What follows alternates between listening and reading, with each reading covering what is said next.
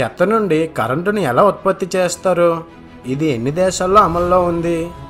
దీనికి జవాబు ఏంటో ఇప్పుడు చూద్దాం. చెత్త అంటే పనికిరాని వ్యర్థాల సముదాయం. కానీ చెత్తతో కూడా ఉపయోగం ఉందన్న విషయం ఇప్పుడిప్పుడే అర్థమవుతుంది.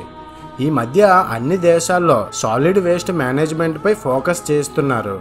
ఉదాహరణకు తినగా మిగిలిన పదార్థాలు కుళ్ళిపోవడం వల్ల కానీ, మనం పారేసిన చెత్త పదార్థాలు కానీ అన్నీ కూడా సేంద్రియ రసాయనాలే. వాటిల్లో ఎంతో శక్తి దాగి ఉంది.